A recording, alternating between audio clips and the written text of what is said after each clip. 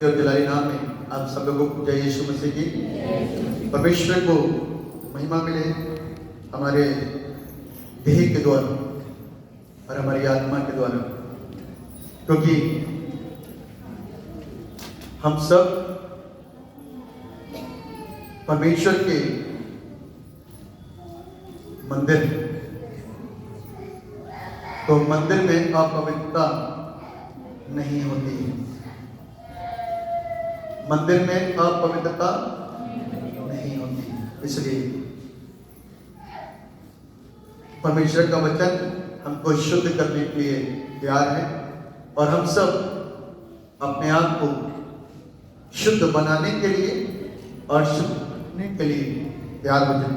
क्योंकि मालूम है, शुद्धता का मार्ग तो हमको पता चल जाता है, लेकिन शुद्ध रखना हमारे लिए कठिन हो जाता है। शुद्ध रखना हमारे लिए अपने आप को क्या हो जाता है, कठिन हो जाता है। इसलिए हम और आप पूरी रीति से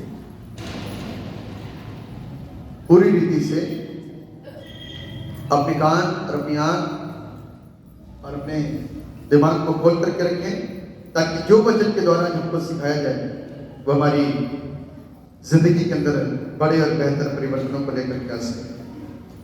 इससे पहले कि हम लोग वचन में आगे बढ़े, अपनी आंखों को बंद करेंगे और दुआ करेंगे कि परमेश्वर इस वचन को सीखने में हमारी सहायता और मदद करें। जीवित और समर्थी पिता परमेश्वर, हम आपको धन्यवाद देते हैं आपकी आशीषों के लिए जो आपने हमें दी। आपका धन्यवाद। इस समय प्रभु हम बहुत अहम हिस्से पर हैं और वह है आपका वचन। वचन देहधारी हुआ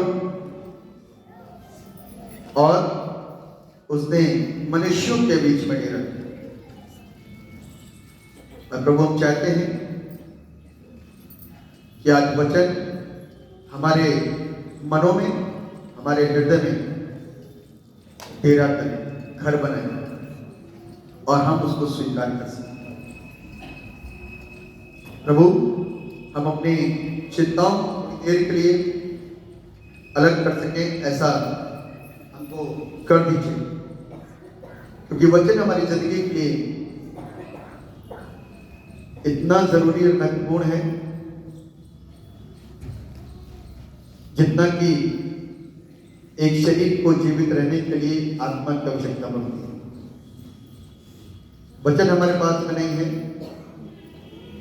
तो हम सीधे नरक को पहुंचेंगे, क्योंकि वचन हमें शुद्ध करता है। आप हमें शुद्ध करिए ताकि हम आशीष पा सकें। यीशु के नाम से प्रभु यीशु के जीवित समर्थी जलाली नाम में आप सबको जय यीशु मसीह जी। आज इस विषय के ऊपर हम लोग मनन करने जा रहे हैं, वो बहुत ही महत्वपूर्ण विषय है ना, बहुत ही महत्वपूर्ण विषय है। और इस विषय के ऊपर हम लोग क्या करेंगे, मनन करेंगे।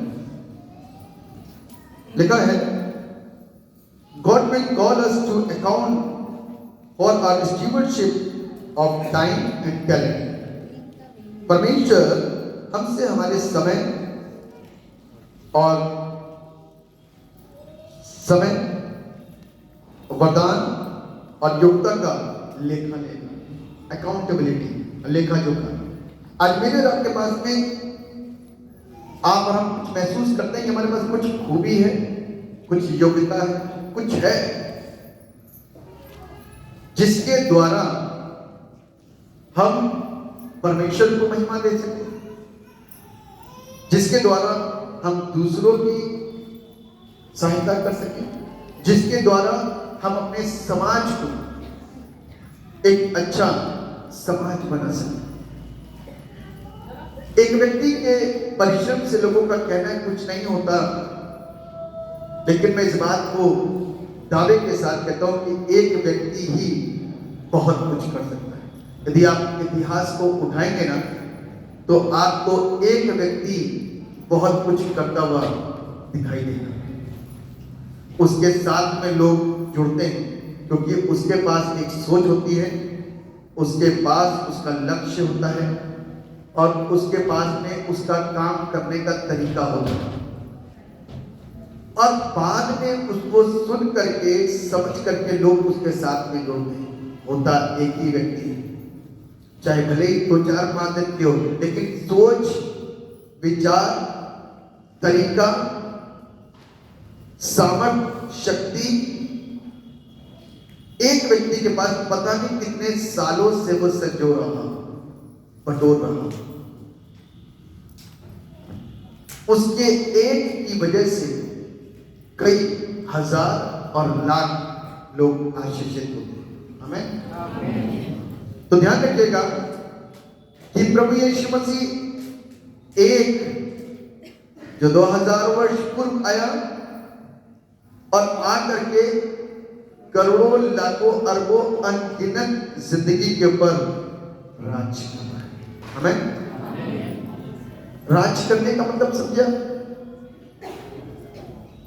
बीड़ी पीने वाले व्यक्ति के ऊपर बीड़ी राज करती है, नशा करने वाले व्यक्ति की जिंदगी के ऊपर नशा राज्य करता है, कुकर्मियों की जिंदगी के ऊपर कुकर्म राज करता है, राज्य कर रहा है, क्योंकि वो उसकी सुन रहा है, वो अच्छी बातें नहीं सुन रहा है। और जिस जिंदगी के अंदर यीशु मसीह आ जाता है ना, उसकी जिंदगी के अंदर यीशु राज करता है। आमीन। उसकी जिंदगी के अंदर यीशु राज करता है। क्या आप और हम उसको राज करने देते हैं?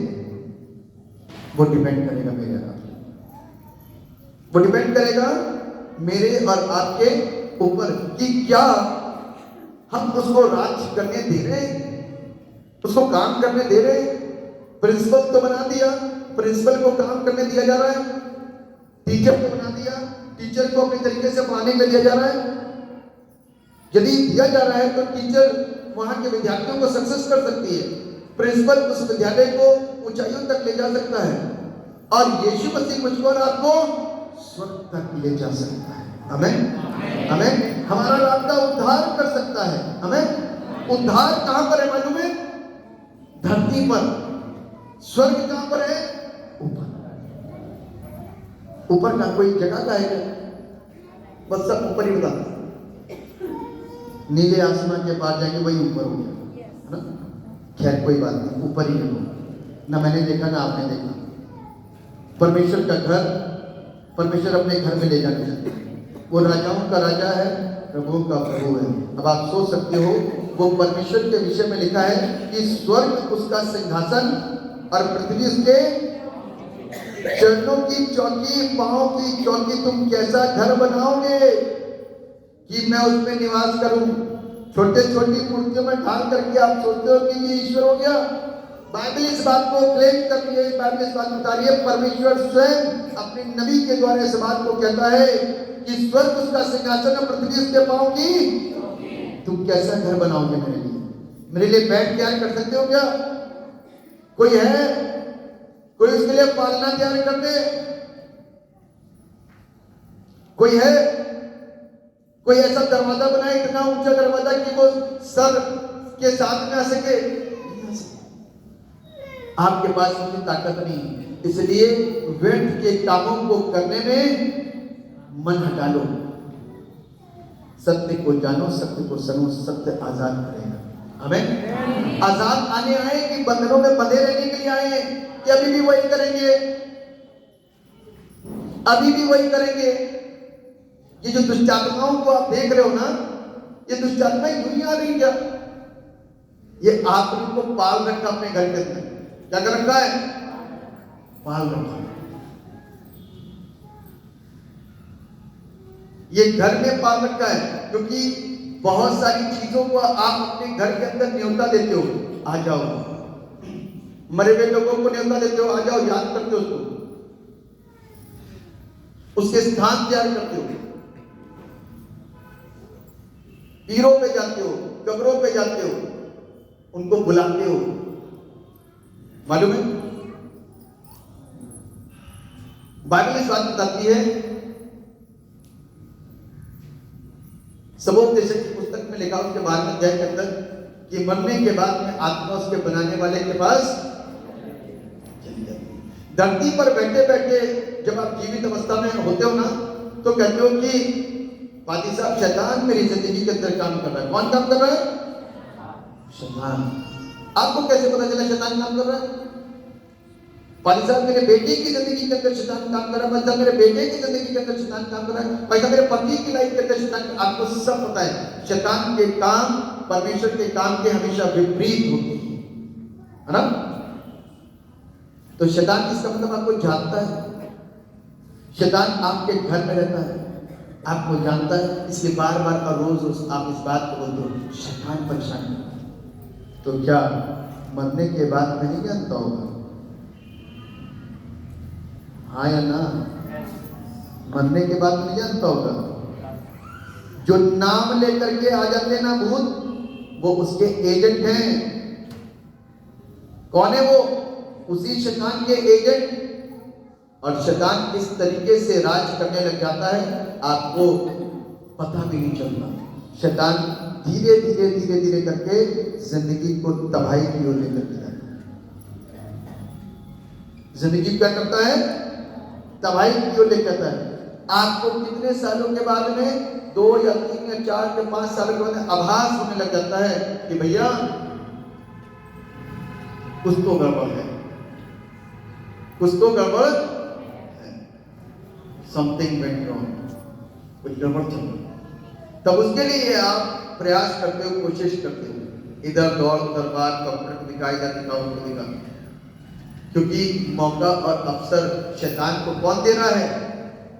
हम और आप दे रहे हैं। मालूम है, आज भी यहाँ बैठ करके हम और आप उसको मौके देते हैं। क्यों? क्योंकि शैतान आपकी बात को पकड़ता है। बेटी की शादी मां करानी है, बेटे की शादी मां करानी है, उसके बाद में चर्च में आएंगे, उससे पहले कोई बात नहीं करेंगे बपतिस्मे की, है ना। कुछ लोग तो बपतिस्मा इसलिए नहीं करवाते, अपने स्वर्ग जाना चाहेंगे, बच्चों को नरक में जाएंगे। कितने स्वार्थी माँ बाप। अपने कहाँ जाएंगे? हैं? जोर से बोलिए। स्वर्ग जाएंगे। अरे जो माँ बाप बच्चे का बुरा सोचता है वो स्वर्ग कैसे जाएगा? सोचो जरा। वो चर्च में बैठे बैठे भी नरक का इंतजाम कर रहा है। जो अपने बच्चों का बुरा सोच रहा है तो वो स्वर्ग कैसे पहुंच जाएगा? सोचो जरा। उसकी सोच ही गंदी है तो स्वर्ग कैसे जाएगा? सोच शुद्ध होनी चाहिए। आमीन। वचन को सही से सीखोगे नहीं ना तो नाश हो जाओगे। बाइबल इस बात को कहती है। मैं सब निकाल लीजिए। होशे नबी की पुस्तक, दानियल के बाद में होशे की पुस्तक आएगी। होशे की पुस्तक, उसका 4था अध्याय, निकाला, उसका 6ठा पद पढ़िए, कोई जोर से पढ़िएगा। मेरे ज्ञान की न होने से हाँ, मेरी प्रजा नष्ट हो गई। हाँ, तूने मेरे ज्ञान को तुच्छ जाना है। हाँ, इसलिए मैं तुझे अपना याजक रहने के अयोग्य ठहराऊंगा। हाँ, इसलिए कि तूने अपने परमेश्वर की व्यवस्था को तज दिया है। हाँ। मैं भी तेरे बाल बच्चों को छोड़ दूंगा। लो, बाल बच्चों की बातें आ गई। अब परमेश्वर जब छोड़ेगा ना तो आपको शादी करवा दोगे, कई लाख रुपए बर्बाद करके शादी हो गई, सुकून है। 1 साल के बाद पता चलेगा उस घर की कलह, दुष्ट आत्माएं वहां घुसी। अब 1 साल के बाद में, तो 1 साल तो उन्होंने मेहनत करी, अगले 1 साल यानी 3 साल के बाद में आप उस बेटी को लेकर के आया, बेटे को लेकर के आए, 35 साल। कितने साल बर्बाद करें? 3 साल। 1 साल तो शादी का मस्त गुजर गया ऐसे ही। उसके अगले साल उन्होंने दिखाया, 2 साल हो गए। उसके अगले साल हमने कहा हम कोशिश करेंगे, चर्च लेकर के जाएंगे, अपने उस वाले घर में जहाँ से हम आजाद हुए। आप सोचो ना, समय कितना बर्बाद कर रहा हूँ। बाइबल में लिखा हुआ है, मेरे ज्ञान के ना होने से मेरी प्रजा क्या हो गई? नाश हो गई। इस बात को सीखे कि प्रजा क्यों नाश हो रही है? ज्ञान नहीं है मेरे पास में सही, मेरे पास में सही ज्ञान नहीं है, अधूरा ज्ञान है। कैसा ज्ञान है? अधूरा ज्ञान है, संपूर्ण ज्ञान ही नहीं है। आप सोचते हो कि हमने डांस कर लिया तो सब कुछ हो गया है? मैंने डांस कर लिया तो सब कुछ हो गया? अरे जीसस लाइफ चेंज करता, आपकी लाइफ चेंज नहीं। अभी तक तो अंदर एक कसक रह गई है। अंदर क्या रह गई है?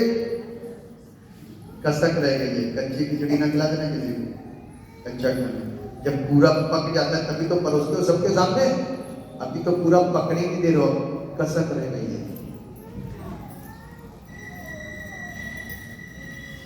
क्या करना है अपनी लाइफ के अंदर, क्या करना है, क्या फैसला लेना है, क्या सोच के बैठे हो? पेट का दर्द, हाथ का दर्द, बस ये चाहिए, स्वर्ग नहीं चाहिए। आप लोग अपने साथ में कभी यीशु को और यीशु के ज्ञान को लेकर के जाते ही नहीं। आप सब अपने साथ में सिर्फ चंगाई को लेकर के जाते हो। हालेलुया, मैं चंगा हो गया। बस 4 लोगों को कहो मैं चंगा हो गया। 4 दिन के बाद में जिस घर को आप बताओगे ना, कहेगा अरे तुम तो वही दशा में फिरोगे। तब आप बताना ज्ञान ना होने की वजह से मैं नाश हो गया। काई की वजह से? डर है ना। पड़ोसी कुछ ना कहे, रिश्तेदार कुछ ना कहे, दोस्त कुछ ना कहे, समाज कुछ ना कहे, यीशु मसीह डरा नहीं, ज्ञान दे रहे। तो इतना यीशु मसीह के नाम से इतना सब कुछ कूदना भागना सब कुछ हो रहा है, लेकिन यीशु मसीह को गले नहीं लगाएंगे। क्या अजीब जनता है ना? अजीब ढीठ कौम है। इस्राएल कौम कैसी थी? एक शब्द दिखाई कि बड़ी ढीठ कौम थी। कैसी कौम थी? ढीठ। मतलब के लिए प्रभु को आवाज देना, प्रभु हम पर दया करते, हम मरे जाते। उस राजा ने हमारे ऊपर चढ़ाई कर दी, अब हम मरे जाते। हमको सवाल हमारे पास खाने के लिए, हम मरे जाते हैं। प्रभु हम पर दया कर, आगे को हम ये काम नहीं करेंगे, आगे को बुरा नहीं करेंगे, आगे को गलती नहीं करेंगे। प्रभु कुछ ना कुछ इंतजार करता है, हर बार करता है। प्रभु कहता है ना 7 के 70 गुना माफ करना, प्रभु करता ही रहता है। आप गुनाह करके आओगे प्रभु माफ करेगा, आप पाप करके आओगे प्रभु माफ करेगा।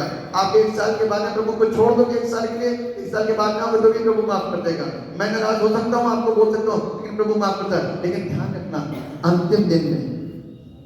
अंतिम दिन में कोई मौका नहीं, सीधे नरक। दया तो अभी है, अनुग्रह तो अभी है, क्षमा तो अभी है, तरस तो अभी है। उस समय वो जज होगा। कौन होगा? जज, न्यायाधीश। कौन होगा? उस न्यायाधीश के पास में आपकी पैसे की दरकार नहीं चलेगी, अंडर द टेबल कुछ नहीं चलेगा, आंसू नहीं चलेंगे, किसी की जन्म और मृत्यु नहीं चलेगी, कोई भी दरखास्त चलेगी नहीं, सीधे नरक। मैं तुम्हें, जोर से बोलो ना, नहीं जानता। आज आप कह रहे हो नहीं जानता यीशु मसीह को, कल यीशु मसीह कहेगा नहीं जानता मैं तुमको। आज तो आप कह रहे हो नहीं जानता, जानो ना प्रभु यीशु मसीह को। आप यीशु मसीह को नहीं जानते, इसलिए छुटकारे नहीं पाते, इसलिए कभी कुछ तो कभी कुछ तो कभी ये तो कभी वो, हर हफ्ते हाथ रखवाने के लिए सर दुआ करने के, कोई पास्टर साहब कहता तो कोई मास्टर साहब कहता, कोई भाई साहब कहता तो कोई पादी साहब कहता, लेकिन यीशु मसीह को कोई नहीं जानता। मेरा विशेष जोर इस बात के ऊपर है कि यीशु को जानने के बाद जो आपके पास में योग्यता है उसको प्रभु के लिए खर्च करो। आमीन। उसको प्रभु के लिए खर्च करो। हम तो अभी तैयार ही नहीं हो पा रहे तो खर्च क्या करेंगे? बाइबल हमको बताती है God will call us to account for our stewardship of time and talent। प्रभु यीशु हमको बुलाते हैं कि हम अपने समय और अपनी योग्यता का लेखा जोखा दें। कुछ पॉइंट आपके साथ में रखूंगा, ध्यान से सुन लीजिएगा। टैलेंट तो सबके पास में, कोई बांसुरी बजा लेता है, तो कोई गिटार बजाता है, तो कोई कीबोर्ड बजाता है, तो कोई ड्रम बजाता है, तो कोई मेहंदी बजाता है, तो कोई कॉन्गो बजाता है, तो कोई अच्छा गाता है, तो कोई अच्छा बोलता है, तो कोई अच्छा नाचता है। टैलेंट है ये। अच्छे डांसर को आप सबसे आगे करोगे, अच्छे बोलने वाले को सबसे आगे करोगे। कि हमारे गांव का सबसे अच्छा डांसर है, बहुत अच्छा डांस करता है, शादी में इसी को नचाओ, है ना? हमारे गांव का बहुत अच्छा डांसर, अच्छा बोलने वाला है, ये अच्छा बोलने। मेरे प्रियो, अपनी योग्यता को, बहुत प्रकार की योग्यता हमारे पास रखी हुई है, और मुझे नहीं मालूम कि हमारे चर्च के अंदर कौन कौन से किस किस योग्यता से भरे हुए लोग यहाँ पर बैठे हैं। बहुतों को जानता हूँ और बहुतों को नहीं जानता, और बहुत सारे लोग कई समय के बाद, कई साल क्या पता चलता है कि आप ये काम करते हो, इस विभाग में काम करते हो, ऐसा काम करते हो, इतना योग्यता है आपके पास, इतना टैलेंट है, लेकिन वो टैलेंट मिसयूज हो रहा है। क्या हो रहा है? क्या हो रहा है? कोई लाभ नहीं है उसका। क्या नहीं हो रहा? कोई फायदा नहीं मिल रहा, चर्च को उसका कोई फायदा नहीं मिल रहा। Misuse of our talent in the service of mammon. Bible हमको इस बात बताती है, यहां पर लिखा हुआ मत्ती लिखे सुसमाचार उसके 25 अध्याय के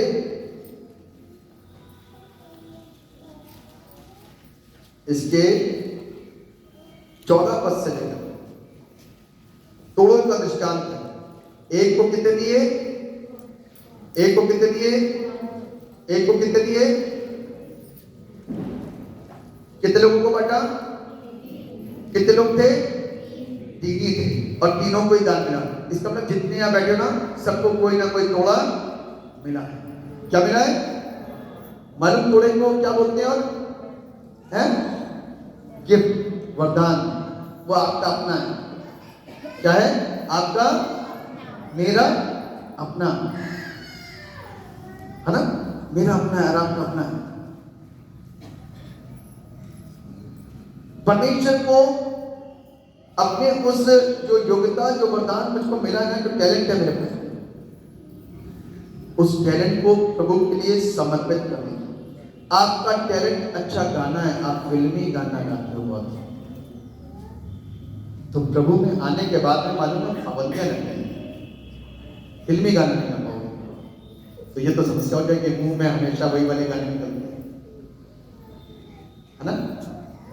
अब नहीं आते, आते तो होंगे थोड़े थोड़े। शादी में चले जाओगे तो कहीं ना कहीं गुनगुना ही लोगे, है ना, क्योंकि दिल है कि मानता नहीं, गाई देता है।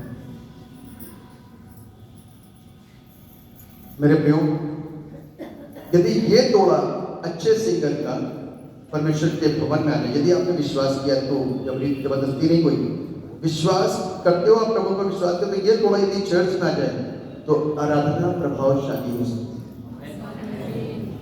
मालूम, अच्छी प्रीचिंग, अच्छा बोलने वाला व्यक्ति यदि है, यदि यहां आकर के प्रीचिंग दे, प्रीच करे वचन को सीखने के बाद में, तो वो प्रभावशाली हो।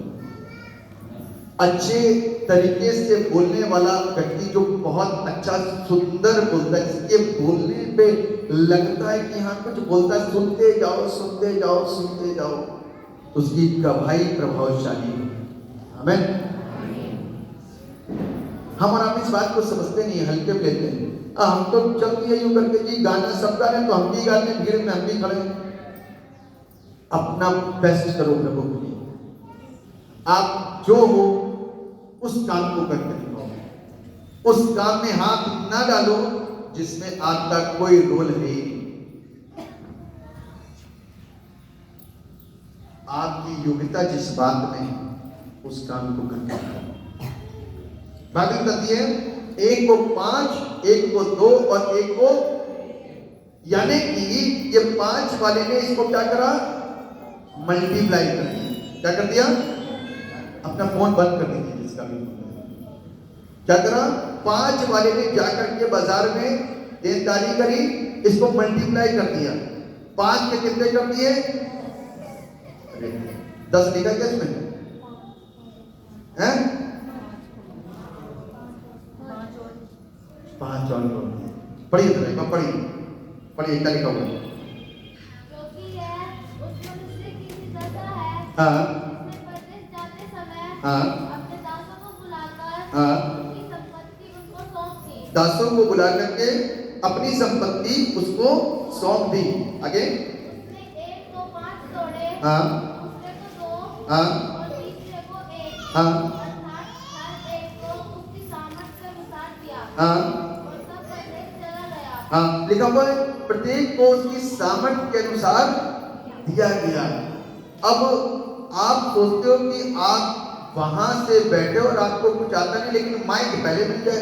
आपकी सामर्थ्य माइक वाली नहीं कि माइक पे गाना गाओ, लेकिन आप माइक की ओर निगाह लगाओ। ये माइक चाहिए। वाली साहब तो दो लेकर के बैठे हैं, माइक चाहिए, जबकि आपकी योग्यता में इतनी है नहीं। और बाइबल को ध्यान से पढ़िए, इसलिए बाइबल कहती है ज्ञान ना होने की वजह से मेरी प्रजा नाश हो गई। कहता है योग्यता के अनुसार उसने दिया।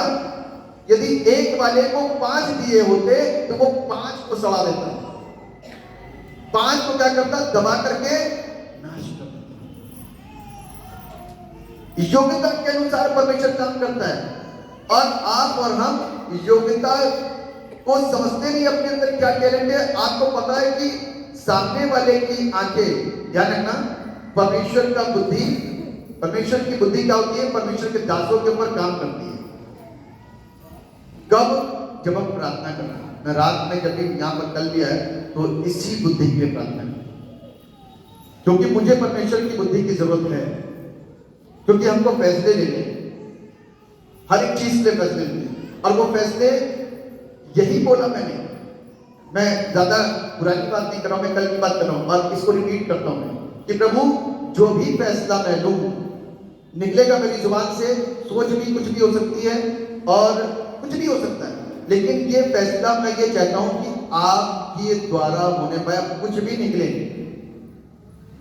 जो भी निकले वो मेरी सोच से नहीं, वो आपकी तरफ से निकले, और वो फैसला आपका फैसला। तो हमको तो फैसले भी लेने। तब यदि परमेश्वर की तरफ से फैसले मिलेंगे तो हमको मालूम है ना कि हमारे चर्च में यहां पर कौन किस योग्यता का इंसान है, किसको हमको क्या बनाना है, हमें मालूम है। हमको मालूम है कि कौन हमारे ग्रुप में बोलने में दक्ष है, कौन लीडिंग में दक्ष है, कोई गाने में दक्ष है, कौन आराधना में दक्ष है। मुझे मालूम है, मुझे चर्च में मालूम है कौन किस एरिया को अच्छे से परफेक्ट तरीके से कर सकता है और कौन पूछ के करता रहेगा। मुझे मालूम है। इतने साल के अंदर इतनी तो चीजें मुझे मालूम है कि कहां पर क्या योग्यता छिपी हुई है। कौन शर्मा के काम करेगा ये भी मुझे मालूम है। कौन एक दूसरे का सहारा लेकर के काम करेगा ये भी मुझे मालूम है। कौन अकेले दम पे काम कर लेगा ये भी मुझे मालूम है। कौन अच्छी लीडरशिप कर सकता है ये भी मुझे मालूम है। सब मालूम।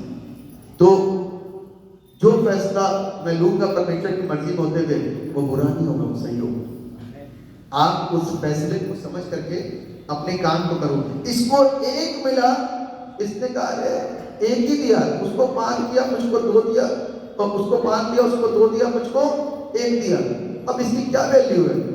उसको कहते हैं कि तुम खड़े होकर के गाना गाओ, और मुझको कहते तुम झाड़ू लगाओ। हैं? झाड़ू से याद आया कि एक बंदा आया, उसने प्रभु पर विश्वास किया, सुन करके कन्वेंशन में वचन सुन करके अटूट विश्वास करा, और विश्वास करने के बाद में चर्च में पादी साहब से मुलाकात करी और पादी साहब से बोला कि पादी साहब मुझको काम दे दो, कुछ भी काम तो मैं कर लूंगा।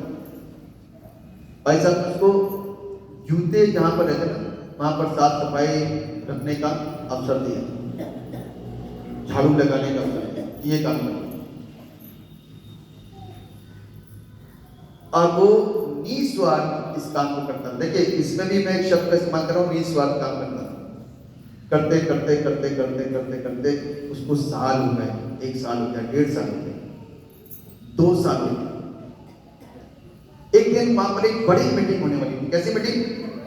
बड़ी मीटिंग होने वाली थी। प्रभु के दास आने वाले थे, एक सामर्थी दास,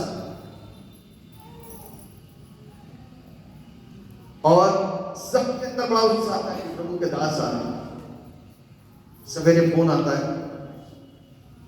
कोई ट्रेजेडी हो गई, पादरी साहब नहीं आता है। अब ये प्रभु के दास परेशान, क्या मैं क्या करूं?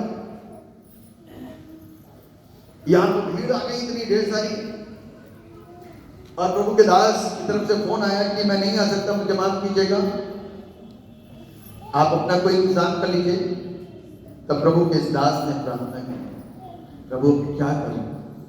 तो कुछ नहीं करना, उसको बुला लीजिए, जूते की जगह पर सफाई करता है। आमेन। उसको बुला ले, जो जूते की जगह बैठ के सफाई करता है, झाड़ू लगाता, उसको बुला ले। अरे प्रभु जी आप कैसी बात कर रहे हो? पहले मैं कह रहा हूं ना, उसको बुला ले, उसको दे दे माइक, तेरा काम खत्म, उसको माइक दे दे। पास्टर साहब उनको ये बात हजम नहीं हुई, डिसीजन परमेश्वर का था ना, और बड़ा ऑकवर्ड फैसला था, बड़ा ऑकवर्ड। पादरी साहब हजम नहीं कर पाते कि आवाज परमेश्वर की है या कोई और है, काम सही होना है कि बिगड़ना है। जूता वाला वो सफाई करता है। खैर कोई बात नहीं, पादरी साहब प्रभु का भय मानते थे, उन्होंने उसको बुलाया, भाई धर्म, वो दौड़ करके आया, जी पादरी साहब प्रभु ने मुझसे कहा तुमको माइक दे। प्रभु ने मुझसे कहा कि तुमको माइक। उसने हाथ में माइक है, क्योंकि योजना परमेश्वर की थी, इसलिए उसने नकारा नहीं। माइक उसके हाथ में आया, आंसू बहने लगे। हालेलुया, बस इतना कहा था, सारी पब्लिक पीछे की जाने लगी। आप कहते हो, आप सोचते हो कि ये छोटा काम है, जूते की साफ सफाई, इधर किनारे रखना, झाड़ू लगाना, ये कोई छोटा काम है चर्च का? अरे प्रभु तो किसको भी उठा करके बना सकता है। इसलिए जो है उसको प्रभु के लिए इस्तेमाल करो, मिसयूज मत करो। मिसयूज, हम लोग अपने गले को, मेरा हर संडे गला खराब तो संभालते हैं प्रभु, संडे को पूरा एफर्ट लगाना, उसके बाद में पूरे हफ्ते के लिए खराब रहे, कोई दिक्कत नहीं। संडे को पूरा एफर्ट लगाना, बस दुआ खत्म होनी है, सब कुछ करना है, संडे को फुल एफर्ट होगा, उसके बाद में 3-4 दिन लगेंगे, ठीक हो जाएगा, फिर संडे तक फिट हो जाएगा। आमीन। तो अपना एफर्ट प्रभु के लिए करना शुरू करो। अपना एफर्ट काय के शुरू करो? प्रभु के लिए शुरू करो, तो आप देखोगे जीवन की, घर की, परिवार की रंगत बदल जाएगी। आमीन। चीजें बदल जाएंगी। आप चकित होंगे कि आप क्या हो। अपने काम और अपने पेशे से परमेश्वर के भवन में काम करने से ना शर्माना, ना लज्जित होना, ना कभी अपने आप को छोटा समझना, क्योंकि मालूम है परमेश्वर ने आपको नियुक्त किया उस काम में। हमें परमेश्वर ने नियुक्त करा है, और यदि हम उस काम को नहीं करते ना तो गड़बड़ी।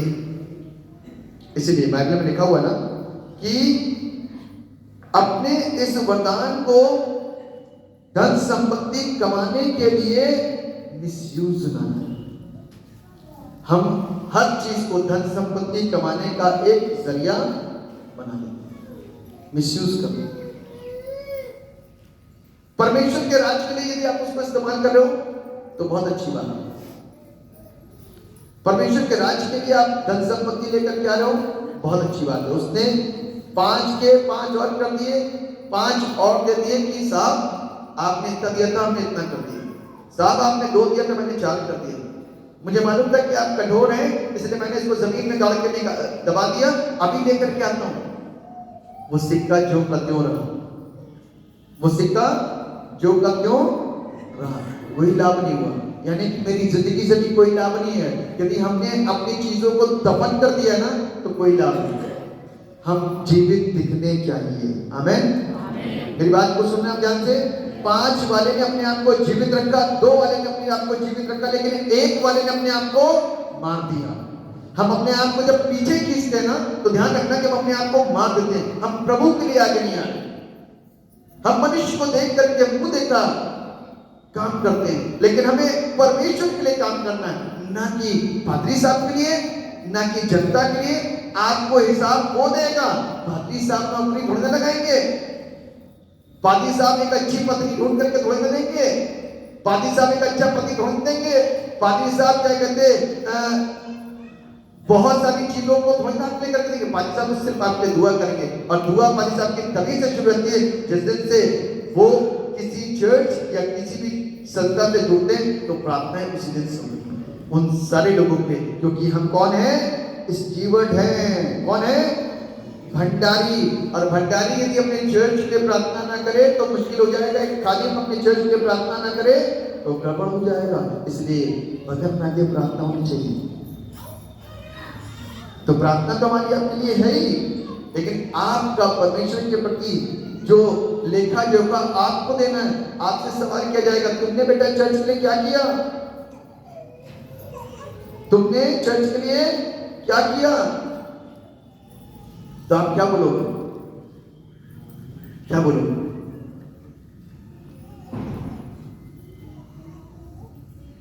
क्या जवाब दोगे? तुमने चर्च के लिए क्या किया? आप क्या कहोगे? हमको तो कन्वेंशन के समय में ड्यूटी मिली थी, हमने बहुत अच्छे तरीके से काम किया। सिर्फ कन्वेंशन की हर दिन, हर रविवार, हर ऐसे शुभ अवसर पर परमेश्वर से बुद्धि मांगिए कि परमेश्वर बुद्धिमत्ता के साथ में आपको इस्तेमाल करें। और जो तोड़ा है ना, आप उस तोड़े के द्वारा इस्तेमाल करें। इस काम के अंदर ना अपने आप को बड़ा मत बनाओ, परमेश्वर बड़ा बनाएगा। परमेश्वर ने जूते साफ करने वाले को बड़ा बना दिया। वो आकर के खड़ा हुआ, उसने बोला थैंक यू जीसस, हालेलुया। इतनी देर के अंदर पब्लिक पीछे को गिरी। जो आने वाले प्रभु के दास थे, शायद इतनी सामर्थ परमेश्वर उनके माध्यम से ना देता जितनी एक जूते की साफ सफाई और झाड़ू लगाने वाले की जुबान में देती। तो इसलिए काम किसका है? परमेश्वर का। मनुष्य के रूप रंग को देख करके तू फैसला न ले। शामिल क्या कर रहा तू? उसके रूप रंग को देख करके काम मत कर। उसके नाक नक्श को देखकर, उसकी लंबाई चौड़ाई को देख करके तू फैसला न ले, ये मेरे योग्य नहीं है, मेरे योग्य तो और कोई दूसरा है। प्रभु कितने हैं, इसकी तो औलादे इतनी ढेर सारी है और तुम सबसे आगे वाली में लेकर क्या है? अब मैं क्या करूं? जब आत्मा काम करेगा तो डायरेक्ट पहुंचोगे। आमीन। अब परमेश्वर कई बार डायरेक्ट पहुंचाता है, कई बार सिस्टमैटिक करके काम करता है। इसलिए सिस्टमैटिक थोड़े दिन के बाद जब आत्मा में भर जाता है ना तो ऑटोमेटिक हो जाता है। आमीन। ठीक है ना? क्या हो जाता है? ऑटोमेटिक। तो इसलिए जब हम सब आत्मा में भरते हैं ना तो हम और आप सिस्टम सेट करके ऑटोमेटिक हो जाते हैं। हमारे एक ऐसा स्विच ऑन होता है, सब ऑटोमेटिक होता है। तो इसलिए अपने वरदान को परमेश्वर के कार्य के लिए क्या करो? इस्तेमाल करो, ताकि परमेश्वर को महिमा मिले, परमेश्वर आपको बरकत दे। दूसरा पॉइंट इसी का है कि अपने टैलेंट को अपने लिए ही सिर्फ इस्तेमाल मत करो, अपने लाभ। यदि चर्च के बंदे हो तो चर्च के इस्तेमाल करो, अपने परिवार के इस्तेमाल करो, दूसरों के इस्तेमाल करो, किसी के भी लाभ के इस्तेमाल करो, सिर्फ अपने लिए। तीसरा पॉइंट आपके साथ शेयर करता हूं कि इस टैलेंट को, समय को दूसरों के शोषण के लिए इस्तेमाल मत करना। डोंट एक्सप्लॉइट अदर्स, दूसरों के शोषण के लिए इस्तेमाल मत करना। अभी जैसे बीते दिनों में यहां पर कन्वेंशन हुई और कन्वेंशन में हमारे दो भाई लोगों ने कैमरे का वीडियोग्राफी करी और कैमरा चलाया पूरे दिन, पूरे 4 दिन की मीटिंग में। उन्होंने क्या करा? अपने टैलेंट का इस्तेमाल किया। किसके लिए? चर्च के लिए। और वो भी क्या करा? सेवा दी। क्या करा? अब आप सोचो, आपके पास में कौन सा हुनर है जो आप चर्च के लिए फ्री ऑफ कॉस्ट कर सकते हो, सेवा दे सकते हो? क्योंकि ये सब काम तो साल में 1 बार है, 2 बार है। तो आप अपने चर्च के लिए अपने कौन से टैलेंट से चर्च को सेवा दे सकते हैं? तो आप आशीषित हो गए, आपका घराना आशीषित हो गया। अपने टैलेंट से किसी दूसरे को शोषित मत करो, उनको परेशान मत करो। ऐसा करने से परमेश्वर नाराज होते हैं। क्योंकि कई बार क्या होता है, हम अपने उस टैलेंट की वजह से शक्ति प्रदर्शन को दिखाने की कोशिश करते हैं, दूसरों को नष्ट करने की कोशिश करते हैं, झगड़े करते हैं, अपना प्रभाव बनाते हैं, तरह तरह के काम करते हैं। क्यों? क्योंकि हम प्रभावशाली है। तो इसलिए अपने आप को सही रूप में दूसरों के सामने रखो ताकि आशीष मिले। आपको मालूम है यूसुफ के टैलेंट के चलते फिरौन ने क्या करा? अधिकारी बना दिया। बस प्रधान को यह पता चल गया था कि भैया इसके ऊपर किसका हाथ है? परमेश्वर का हाथ है। ये जो बोलता है वो हो जाता है, तो इसलिए ये मेरे मतलब का बंदा है। लेकिन वो फिरौन भी विश्वास योग्य रहा, उसने सब कुछ उसके अधिकार में दे दिया, उसको प्रधानमंत्री बना दिया। तो बढ़ाने वाला और बनाने वाला और ऊंचा उठाने वाला कौन है? तो इसलिए जो उसके पास था मालूम क्या था? आप सोचते मेरे पास तो कुछ भी नहीं है। कितने लोग कहते हैं मेरे पास कुछ भी नहीं? हाथ लो। जो लोग कहते हैं मेरे पास कुछ भी टैलेंट नहीं है, एक बार हाथ रखिए। कुछ भी टैलेंट नहीं। हाँ, अरे ऊंचा उठाओ, की क्या बात है? लोग देख नहीं पा रहा, तो फिर भी नहीं है। कुछ भी टैलेंट नहीं है, कुछ भी टैलेंट नहीं है। हाँ, एक ही के पास टैलेंट, बाकी सारे टैलेंट बैठे हैं। अगले संडे से लग जाना चल में। जिनके पास टैलेंट नहीं है, आपको यही नहीं पता, ज्ञान न होने की वजह से मेरी प्रजा नाश हो गई। आपके पास प्रार्थना करने का तो टैलेंट होगा। यूसुफ कौन था? प्रार्थना करने वाला। कोई टैलेंट लेकर के बैठा था?